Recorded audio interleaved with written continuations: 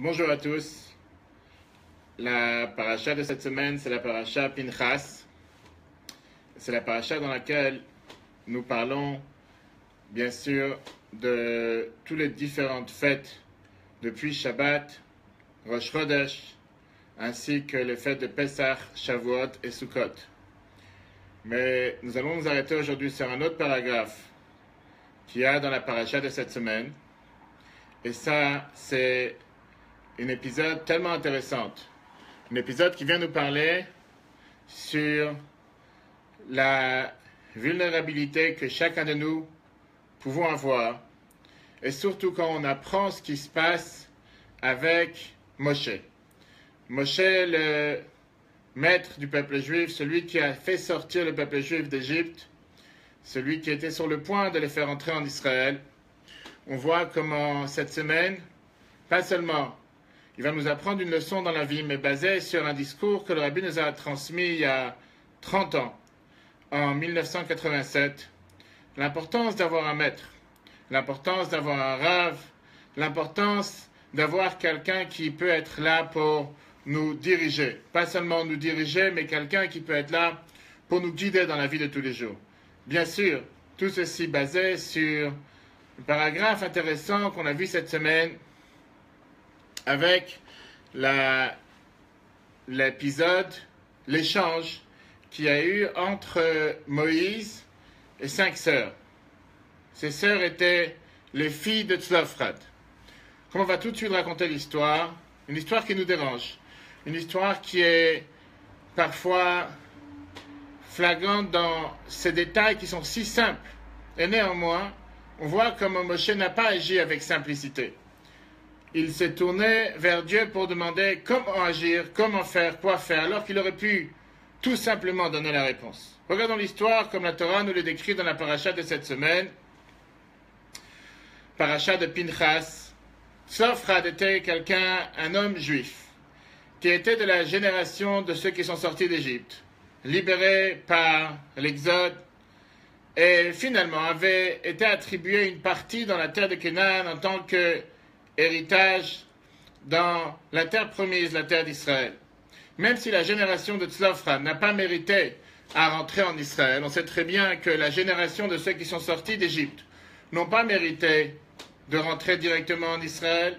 Néanmoins, leurs descendants ont eu la possibilité, ont eu le mérite de rentrer en Israël et de pouvoir hériter la portion qui leur était destinée, comme les différentes portions qui ont été données aux 12 tribus. Chaque partie, chaque famille qui est rentrée en Israël, parmi les 600 000 membres de la génération qu'ils ont sortis tous d'Égypte, ont reçu leur portion d'héritage en fonction de leurs différentes tribus, les 12 tribus qu'il y avait en Israël. C'est comme ça que chacun a reçu son territoire dans cette terre. Le problème avec Tzlofchad, c'est que Tzlofchad avait 5 filles et n'avait pas de garçons. Le nom des filles était Machla, Noah, Chagla, Milka et Tirza.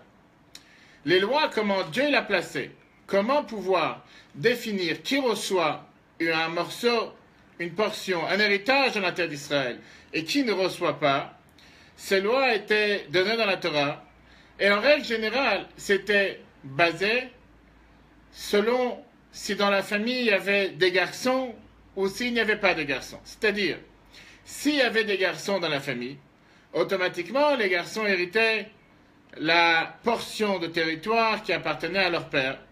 Ils avaient aussi, bien sûr, la responsabilité de nourrir leur mère, qui était maintenant veuf, dans le cas où le père est décédé, et bien sûr de nourrir aussi les filles, tout le temps, qui n'étaient pas mariées. Ça ne veut pas dire, bien sûr, que les filles n'avaient aucun héritage. Bien au contraire, la Torah nous dit qu'ils n'avaient même pas le droit de profiter. Les garçons n'avaient pas le droit de profiter des différents biens, tout le temps que les filles n'étaient pas mariées eux-mêmes à d'autres personnes, et ils devaient les nourrir, loger, leur donner tout ce qu'ils avaient besoin. Donc si on fait le calcul, on peut très bien dire que les filles avaient beaucoup plus en héritage que les garçons. sauf que par rapport à la portion de territoire, c'était défini par rapport aux garçons et pas par rapport aux filles. Et donc quand le père décédait, ce morceau de terre appartenait par définition aux garçons et non aux filles. On peut rentrer dans tous les détails des lois d'héritage, comment ils étaient placés dans la Torah à l'époque. Juste une parenthèse, cette idée était logiquement faite afin que les territoires ne se déplacent pas d'une tribu à une autre. Parce qu'imaginons un instant qu'une fille se marie avec une personne d'une autre tribu, si la portion de territoire appartenant à son père lui devrait appartenir, automatiquement, une fois qu'elle serait mariée avec quelqu'un d'une autre tribu, eh bien ça partirait dans l'autre côté. Ce qui ferait beaucoup de complications par rapport à la définition. Comment les 12 tribus ont reçu leur portion en Israël. Et c'est la raison pour laquelle la Torah a décidé qu'un morceau de territoire appartenant à une certaine tribu, quand il y a un garçon dans la famille, une fois que le père est décédé, ce morceau de territoire reste avec le garçon, mais pas avec la fille. Fermons la parenthèse. Ici, on a un problème. Le problème se pose puisque Tzlofchad, une fois décédé, n'a pas laissé de garçon. Dieu l'a béni avec 5 filles. Et donc, littéralement parlant, il n'y a pas ici quelqu'un qui pourrait hériter la portion du père. Tzlofchad a hérité lui-même une portion dans la terre d'Israël pour ses descendants. Mais voilà qu'il n'a pas de garçon. Les filles se disent, qu'est-ce qui va se passer dans telle situation? Et c'est la raison pourquoi, dans la paracha de cette semaine, on voit que ces filles, les 5 filles, s'approchent de Moshe, de Moïse, avec la question suivante. Je vous lis le texte, ça va du verset 1 au verset 8 dans le Chumash. Les filles de Tzlofchad, le fils de Chefer, le fils de Gilad, le fils de Machir, le fils de Ménaché, de la famille de Ménaché, le fils de Yosef, s'approchent, et le nom des filles était Machla, Noah, Chogla, Milka et Tirza. La Torah nous dit comme quoi ils se tiennent devant Moshe, et devant Elazar, le prêtre, et devant les chefs de tribu, et devant toute la congrégation à l'entrée de la tente d'assignation en disant, notre père est mort dans le désert.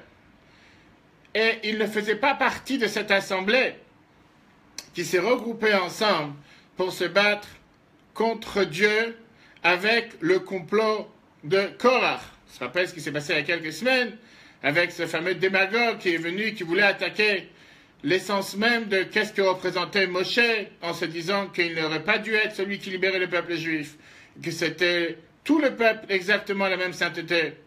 Et donc les filles de Tzlofchad y viennent et ils disent notre père est mort dans le désert. Il ne faisait pas partie de cette assemblée. Il est mort à cause de ses propres erreurs, sa propre faute. Et il n'a pas eu de garçon. Pourquoi ils viennent et demandent à Moïse et à toute l'assemblée, pourquoi le nom de notre père serait éliminé de sa famille, puisqu'il n'a pas eu de garçon? En 2 mots, son héritage, sa portion qui lui appartient dans la terre d'Israël, le fait qu'il n'a pas eu de garçon, qui va recevoir cette portion? On aurait bien voulu, nous, recevoir la portion ensemble avec les frères de notre père. En 2 mots, la question des filles de Tzlofchad était la suivante. Puisque notre père ne faisait pas partie du complot de Korach, il n'a pas été puni pour mourir dans le désert à cause de ce complot, et puisque notre père était quelqu'un qui est mort par ses propres fautes, et puisqu'il n'a pas laissé de garçon pour hériter sa portion qui lui appartient en terre d'Israël, comment se fait-il que maintenant qu'il n'a pas eu de garçon, sa portion va disparaître? On aurait bien voulu nous recevoir sa portion, sauf que c'est un cas sans précédent pour l'instant, puisque pour l'instant, jusqu'à présent, il n'y a pas eu quelqu'un qui est venu avec une telle question à Moïse, vers Moshe. La Torah continue. Moshe décida d'amener leurs questions, d'amener leurs revendications vers Dieu. Et le verset d'après nous dit que Dieu dit à Moïse, les filles de Tzlofchad ont un très bon argument. Donne-leur la portion héréditaire, cette portion qui appartenait à leur père, donne-leur cette portion pour eux, à ces filles, afin que la partie d'héritage que leur père aurait dû recevoir soit transmise directement à eux, à ces filles.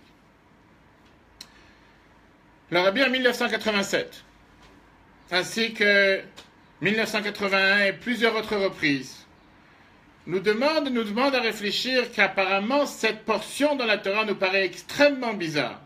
Pourquoi extrêmement bizarre? Parce que, effectivement, la question, c'est une question qui est venue par les filles de Tzlofchad. Et comme la Torah nous décrit l'événement, il ne nous paraît pas qu'à aucun instant, Moïse réfléchit avec ses propres idées, sa propre tête, mais dès que les filles de Tzlofchad viennent lui demander la question, Moïse, sur le moment, il vient et il dit, je vais présenter votre cas à Dieu. Aucune délibération de son côté, aucune réflexion de sa part, aucun moyen de réfléchir et se dire peut-être, je vais analyser la situation. Pourtant, cet épisode s'est passé une fois qu'ils étaient 40 ans dans le désert.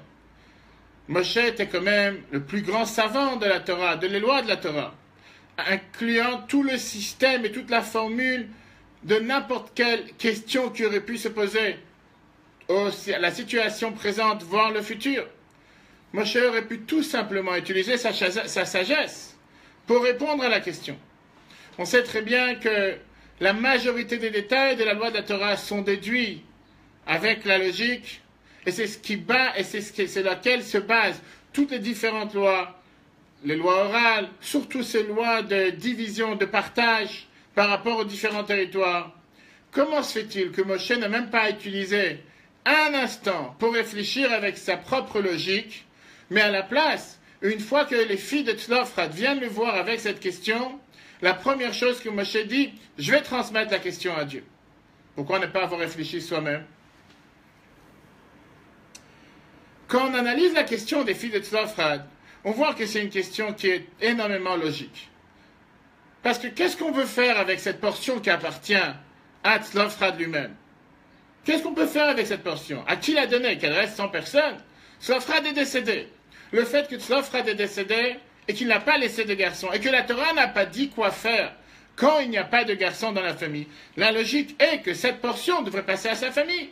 Et donc dans ce cas, il a laissé des enfants, pas un, mais 5 filles.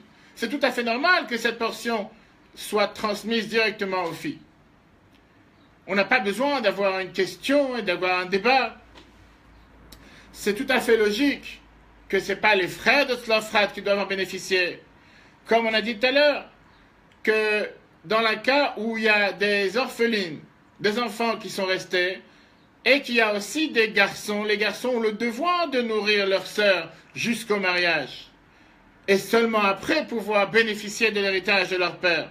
Mais dans ce cas-là, qu'il n'y a pas de garçons, et que toutes les filles ne sont pas encore mariées, puisque la Torah va nous dire qu'ils se sont mariés plus tard à la fin de la paracha de Massé, comment ils sont capables de vivre? Comment pourraient-elles vivre? Ils n'ont aucun autre moyen de pouvoir vivre. Qui va les soutenir? Et si jamais ils ne vont pas hériter la portion qui appartient à leur père, la possession qui appartient à leur père, qu'est-ce qui va devenir avec cette portion? Qui va l'avoir? Ça va rester abandonné, n'appartenir à personne, ça n'a pas de sens. La logique nous dit que c'est tout à fait normal que ces filles héritent la portion qui appartient à leur père dans la terre d'Israël. Puisque, encore une fois, la loi de la Torah est déduite par la logique même. Pourquoi Moshe alors, dans la paracha de cette semaine, a senti le besoin qu'il devait forcément, tout d'abord, amener leurs questions envers Dieu et ne pouvait pas lui-même leur donner une réponse? Chers amis, cette question, c'est une question qui a été élaborée par plusieurs commentateurs. Aujourd'hui, on va s'arrêter sur un commentateur que le Rabbi ramène, le Rabbeinu Bechaye, commentateur d'Espagne du XIIIe siècle, qui était un des premiers qui a utilisé la Kabbalah, décédé en 1340 exactement, et c'était un des sages qui est né dans la ville de Saragossa en Espagne. Lui-même était un étudiant du Rashba Rabbi Shlomo ben Aderet, que lui-même était un étudiant du Ramban Nachmani de Rabbi Moshe ben Nachman. Il a utilisé plusieurs fois la Kabbale pour ses explications de la Torah, et on va voir que l'explication qu'il nous donne, c'est une explication qui est tellement importante et qui est tellement riche pour la compréhension de la logique, comment fonctionne la loi dans la Torah, et surtout avec l'enseignement que le Rabbi nous donna en 1987. Revenons d'abord à la réponse. pour comprendre la réponse de Rabbeinu Bechaye, on doit d'abord se demander la question. Et la question est une question simple. Est-ce que ça existe dans la vie de tous les jours quelque chose qui s'appelle l'objectivité? Est-ce que les humains sont capables d'être objectifs? Est-ce que être objectif, c'est réel? Ou est-ce que c'est juste encore une idée, un principe, comme la justice, comme la vérité? C'est un très beau principe, mais ça ne peut pas réellement être opérationnel dans les mains des humains. Est-ce que pour une personne, c'est vraiment possible pour lui d'être totalement objectif, ou bien le fait que nous avons des expériences du passé ou des rencontres, des influences du passé, forcément, ça couvre, ça tâche, ça laisse un impact sur tout ce qui viendra plus tard. En d'autres mots, est-ce que l'humain est capable de se déconnecter totalement de ses opinions, de ses préjudices ou n'importe quelle chose qui pourrait éventuellement avoir une influence sur la personne? Et est-ce qu'on est vraiment capable de pouvoir transmettre de manière totalement logique et impartiale n'importe quel jugement, n'importe quelle réponse à n'importe quelle question? Dans les années passées, les personnes pouvaient s'imaginer qu'on pouvait être objectif. Dans les temps modernes et dans la philosophie que nous avons actuellement, il paraît que ce soit impossible d'être objectif. C'est peut-être un rêve qu'on voudrait atteindre, mais c'est un paradoxe en soi. Basé sur la nature, ou la nurture, ou n'importe quel autre moyen que nous pouvons avoir dans la vie de tous les jours, il semblerait dire que nous avons chacun un paradigme qui va définir lui-même quel est notre mode de jugement et notre mode de réponse. Est-ce qu'on peut réellement être objectif, ou bien est-ce que nous définissons la réalité basée sur nos sens, nos interprétations, et donc forcément nous sommes tout le temps subjectifs? Ou bien, comme on aurait pu dire aujourd'hui, le biais cognitif qui veut dire nous sommes jamais dans la possibilité réelle d'être objectifs. C'est fascinant de voir que la Gemara, le Talmud qui a été donné des milliers d'années en arrière, la Torah elle-même et la Gemara a compris cette réalité, cette vérité par rapport à l'humanité. Apprenons ensemble aujourd'hui ce morceau de Gemara, la Gemara Sanhedrin, page 18b. On va voir comment la Gemara elle-même a analysé cette phrase et comment la Gemara nous a donné la réponse. C'est connu que dans le calendrier juif, nous avons l'habitude chaque 3 ans ou 2 ans, sur un cycle de 19 ans, d'avoir ce qu'on appelle l'année Meuberet, une année avec un double mois de Hadar, une année à 13 mois à la place d'avoir une année à 12 mois. On rajoute un mois en plus, et en règle générale c'est à la fin du calendrier, puisque nous savons que le premier mois c'est le mois de Nissan, le dernier mois c'est le mois de Hadar, donc nous rajoutons un deuxième Hadar. D'abord, ce n'est pas quelque chose de simple à faire, il faut forcément avoir une bonne raison pour le faire. Dans les temps du Temple, la Cour suprême, le Sanhedrin, avait toute une panel d'experts qui décidaient est-ce qu'on allait faire cette année qui arrive une année doublée avec un mois en plus ou pas.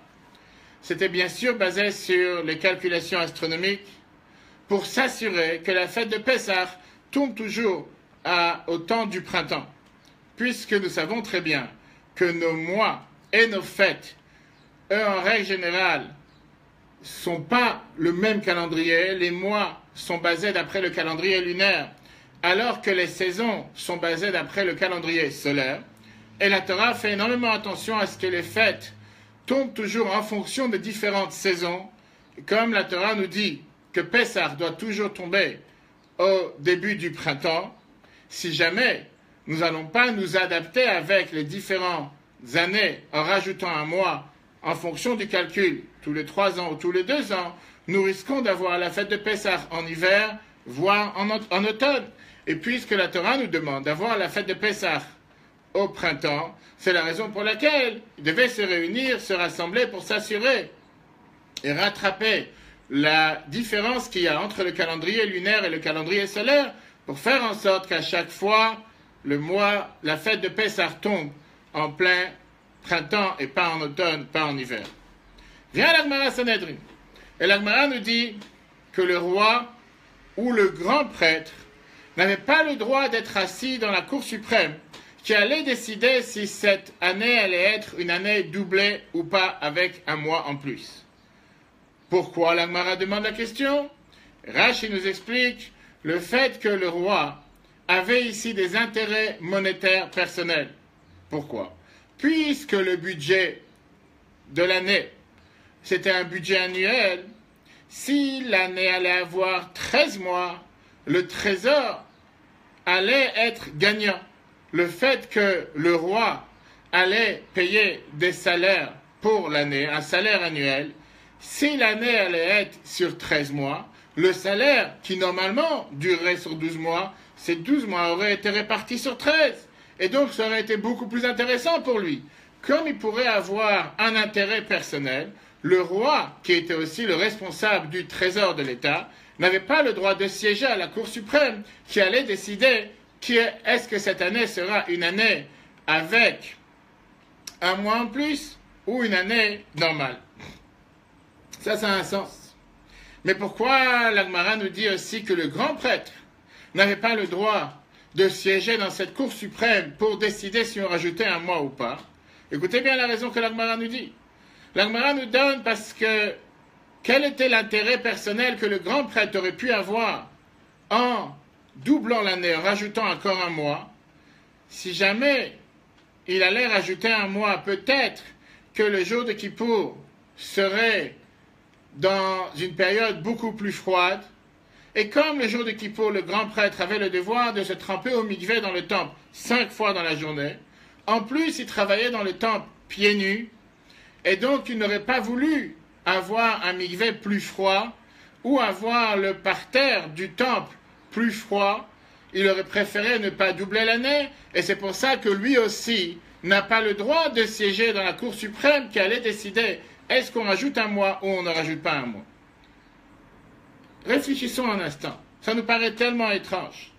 On a peur que le grand prêtre, tout le peuple juif, va pas se baser objectivement sur la vérité pour savoir s'il faut rajouter un mois en plus ou pas, juste parce que monsieur a besoin que le jour de Kippour, son mikvé à lui personnellement soit plus chaud, pas tellement froid, ou parce que le jour de Kippour, quand il marchera dans les temples, le parterre sera beaucoup plus agréable et pas un parterre beaucoup plus froid puisque la saison sera plus froide.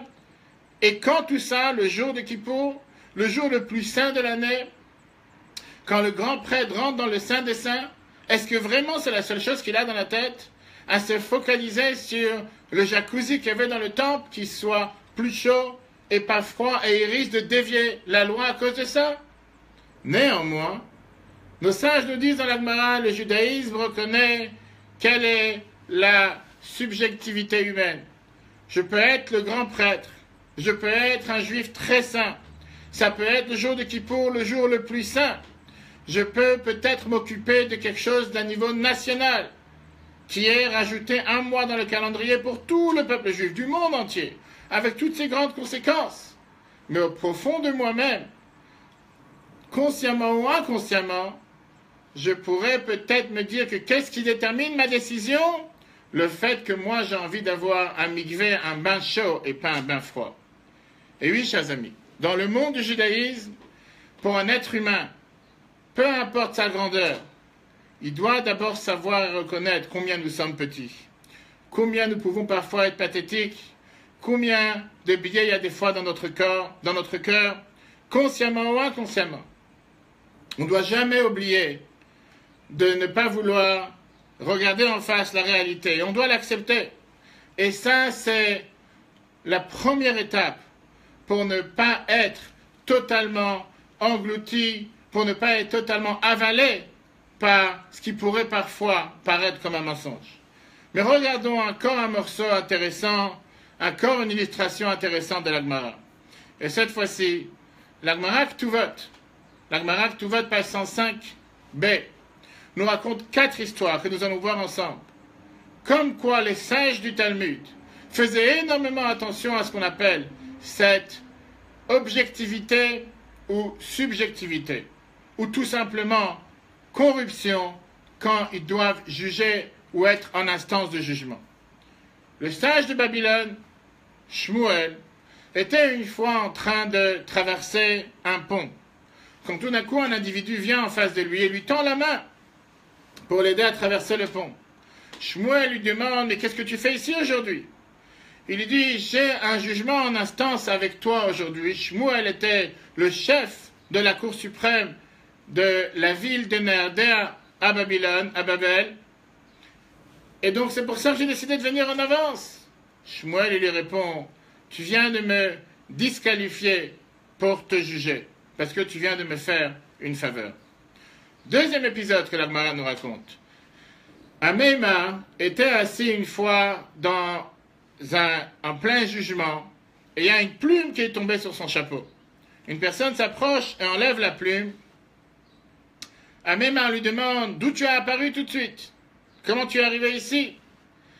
Il répond la personne à Ameima « Puisque j'ai un jugement en instance avec toi aujourd'hui, je suis arrivé un peu en avance. » Ameima lui a dit « Tu viens de me disqualifier de te juger aujourd'hui, puisque tu viens de enlever cette plume qu'il y a sur mon chapeau. » Troisième épisode que la Gemara nous raconte, Maroukva était en train de marcher, il y avait de la salive par terre en face de lui. Vient une personne et met son pied sur la salive pour qu'il ne trébuche pas, pour qu'il ne se salisse pas. Maroukva lui demande la même question, qu'est-ce que tu fais ici aujourd'hui? Et il répond encore une fois, j'ai un jugement en instance envers toi aujourd'hui, pour ça je suis arrivé un peu plus tôt. Maroukva lui dit, tu viens de me disqualifier de te juger aujourd'hui. Voici la quatrième épisode que la Gemara nous raconte. Le métayer qui s'occupait de Rabbi Ishmael, le fils de Rabbi Yossi, avait l'habitude de lui amener tous les vendredis un panier de fruits de son jardin. C'était un des contrats signés qu'ils avaient fait ensemble, que au lieu que Rabbi Ishmael se fatigue à aller faire les courses, ce métayer devait lui amener ce panier de fruits tous les vendredis, pour la semaine, pour Shabbat, etc.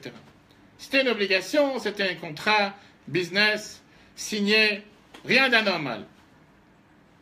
Une semaine, cette personne est venue avec la corbeille de fruits le jeudi. Rabbi Ishmael lui demande « Pourquoi tu es venu plus tôt ?» Il a répondu « Parce que j'ai un jugement en instance avec toi aujourd'hui, avec une autre personne.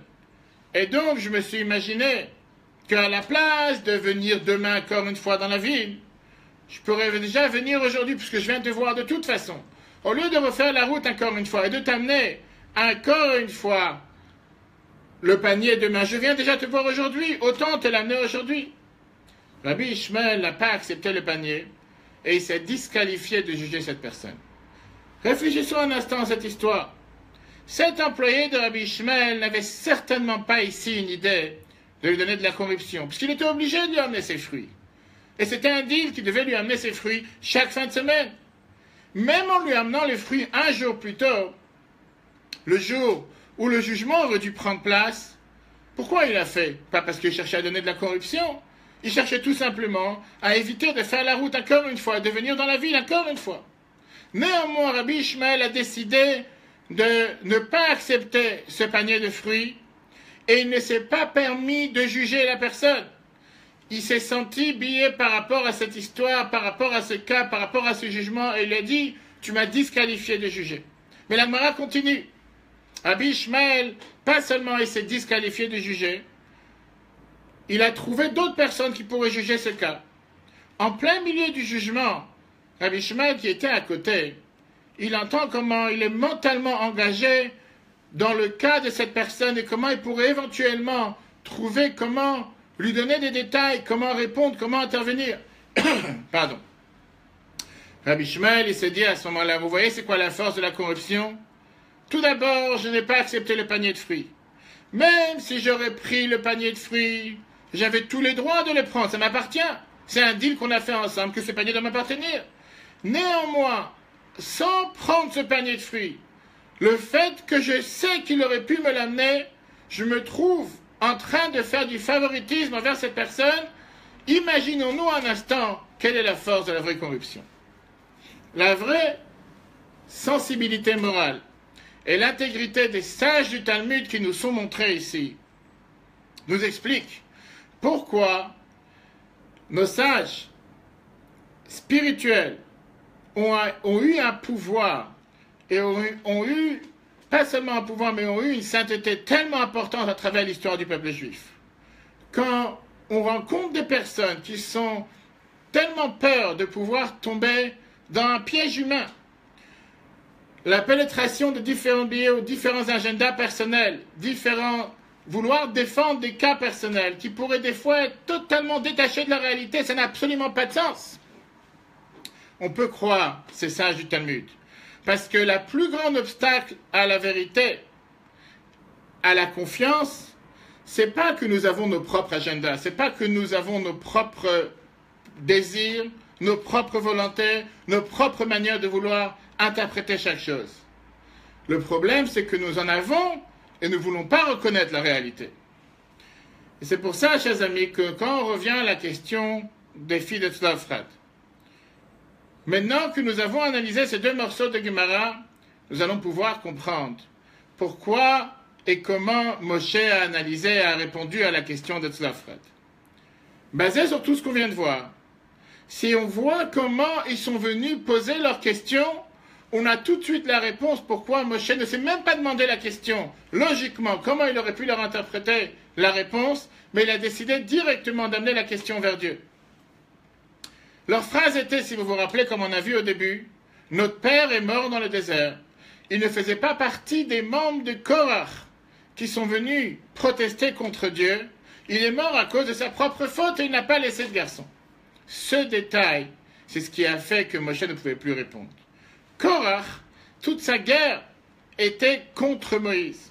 Il a vu Moshe comme son archi-ennemi, qui a voulu tout faire pour le destituer. Il a voulu rallier tout le peuple juif contre Moshe. Korach se disait que Moshe, c'est quelqu'un qui cherche seulement à avoir tout son pouvoir.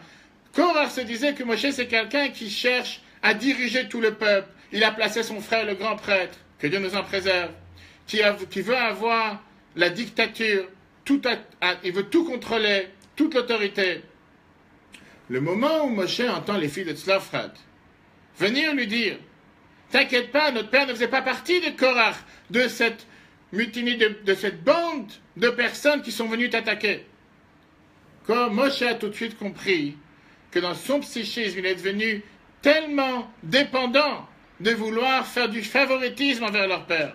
C'est ce qu'on appelle de la corruption verbale, même si elle est tellement subtile. Moshe savait que je ne peux plus décider de manière objective. Je ne peux plus leur donner une décision totalement objective. Essayons de comprendre cette manière d'agir de Moshe. L'épisode de Korach. Korach, il est venu mettre en défi l'autorité de Moshe et de Aaron. C'est passé il y a 39 ans. Tellement d'eau ont coulé sous le pont depuis ces 39 ans. La fin de Korach était terrible, a été engloutie par la terre. L'autorité de Moshe a été restaurée depuis 4 décennies. Moshe n'a jamais encore une fois été attaqué en tant que dictateur ou a été mis en défi du fait qu'il a été un tel leader. L'histoire de Korach a totalement été oubliée. Ça s'est passé il y a 40 ans. Moshe n'avait rien de personnel contre Korach. Moshe ne voulait même pas devenir une fois un leader. Il n'a jamais cherché à être un leader. C'était Dieu qui l'a forcé, Moshe, en lui disant « Prends cette position ».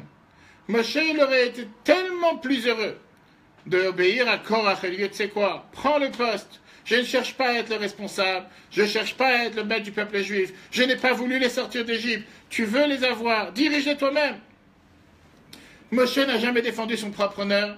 Moshe a défendu l'honneur de la Torah et l'honneur de Dieu. Considérons un instant que Moshe maintenant s'approchait de son âge de 120 ans. Était le plus grand prophète qui a vécu de tous les temps. Le plus grand érudit de tous les temps. Le plus grand humain qui a une fois marché sur notre planète. une personne que depuis 40 ans il est en contact avec Dieu et qui transmet la parole de Dieu au peuple juif. Néanmoins, cette personne a senti qu'au moment où 5 jeunes femmes viennent le voir avec une question halachique, une question toute simple, mais il le rappelle, notre père était du bon côté, notre père ne faisait pas partie de cette mutinerie il y a 39 ans, automatiquement il a été disqualifié de les juger. Il a immédiatement dit, je ne peux pas être objectif dans ce cas, je dois demander à Dieu quoi faire dans votre cas. Si jamais les filles de Korah, de Tzlofrat, n'auraient pas mentionné le détail de Korah, c'est sûr et certain que Moshe aurait pu analyser leurs questions et leur donner en quelques instants la réponse par rapport à la partie d'héritage de leur père. Mais le moment où ils ont mentionné qu'il y a 39 ans, notre père était sur le bon côté, Moshe il a dit, si c'est comme ça, vous venez de me disqualifier, je ne peux plus juger. Quelle leçon, chers amis, nous apprenons de tout ça? La leçon de comment le judaïsme nous demande de cette introspection, comment nous devons vérifier soi-même. La Torah ne demande pas et n'attend pas de nous d'être parfaits. La Torah attend de nous d'être responsables. La Torah n'attend pas de nous de ne pas avoir des défauts. La Torah, elle attend de nous d'être honnêtes avec soi-même, de réaliser combien nous sommes subjectifs. Pas seulement subjectifs, mais combien de billets nous avons dans n'importe quelle issue, dans n'importe quel sujet que nous pouvons rencontrer. Parfois, nous ne réalisons même pas que nous sommes subjectifs. Et donc, ce que la Torah, elle attend de nous, de retenir notre humilité, de se rappeler comment nous sommes mis au défi à chaque instant, d'écouter une autre perspective, être ouvert à la vérité, que parfois, nous pouvons avoir tort. Si Moshe, au niveau le plus élevé de sa vie, peu importe le niveau tel élevé dans lequel il se trouvait, un simple petit compliment de 5 sœurs a fait changer son objectivité, a pu le faire détourner de la réalité ou de la vérité. Si l'homme que Dieu a cru pour sa sagesse, si l'homme sur lequel Dieu a lui-même dit, Bechol Beiti Ne'emanu, je fais confiance dans toute ma maison, si lui-même il a senti comment il peut être subjectif, certainement chacun d'entre nous on a le devoir de se demander, peut-être il y a une autre perspective, peut-être je peux parfois avoir ce billet, peut-être ma femme peut-être a raison, peut-être mon mari a raison, peut-être la personne d'en face a raison, peut-être ça vaudrait la peine de prendre une opinion extérieure. Combien de fois un couple vient des fois nous voir et se dit qu'ils ont un problème dans le couple, un problème d'harmonie dans le couple. Chacun il a 1001 raisons pourquoi il tient qu'il a 100% raison et que son épouse ou époux a 100% tort. Et pour chacun l'autre est totalement horrible. À un certain moment, on doit se rappeler ce que la Gemara nous dit. Adam karov et tzalatzmo. On est toujours proche de soi-même. Une personne est toujours proche de soi-même. De la même manière que la Torah n'appartient pas, ne laisse pas prendre un témoignage d'un proche, forcément la Torah ne nous laisse pas prendre un témoignage de soi-même. Alors, comment nous faisons pour être dans le vrai? Comment nous pouvons être garantis de pouvoir réellement être objectifs, pardon. Si de toutes les façons, nous sommes tellement subjectifs, et si nous avons toujours un agenda personnel, qu'est-ce qu'on peut faire? Comment quelqu'un peut avoir une perspective objective? Et comment on peut être objectif par rapport à une certaine personne, une certaine place, une certaine chose? Comment nous pouvons faire de vraies et bonnes décisions dans la vie, qui peuvent parfois affecter soi-même ou les autres personnes, particulièrement quand on parle de décisions morales? Comment nous pouvons être rassurés de ne pas tomber dans nos propres biais, dans notre propre subjectivité? À ça, la Mishnah nous donne une fameuse réponse. La Mishnah que nous allons lire ce Shabbat, dans les Maximes de nos Pères, chapitre 1, verset 6. Yeshua ben Prachia, Yeshua, le fils de Prachia, nous dit Aseh lecha rav, fais-toi un rave, un maître. Kne lecha chaver, acquiers-toi un ami. Ve'evedan et kol ha'adam lekavsut. Et juge chaque être humain du côté du mérite. La première phrase, c'est la campagne que le Rabbi a lancée il y a 30 ans. Assez le charav, le devoir que chacun d'entre nous, le plus élevé, la personne la plus sainte sur terre, a un devoir d'avoir un mentor, d'avoir un instructeur, d'avoir un confident, d'avoir un maître, pas 36, un maître. Chacun d'entre nous a un devoir d'avoir un mentor, un être humain dans lequel nous pouvons faire confiance, auquel nous pouvons discuter des sujets importants qui peuvent traverser le cours de notre vie. La valeur d'avoir un confident, ça ne veut pas forcément dire qu'il est plus intelligent que toi. Ça ne veut pas forcément dire qu'il est mieux que toi. La valeur principale, c'est le fait qu'il n'est pas toi, qu'il est différent de nous. On a besoin parfois d'entendre une voix extérieure avant de décider sur certains issues, sur certains concerns, certaines questions avec lesquelles on peut partager qu'est-ce qui se passe dans notre vie. Quelqu'un qui est capable d'entendre, de nous entendre, quelqu'un qui peut nous donner des feedbacks sur certaines choses qu'on fait, que parfois nous avons énormément besoin. Combien ce conseil était important aux yeux du Rabbi.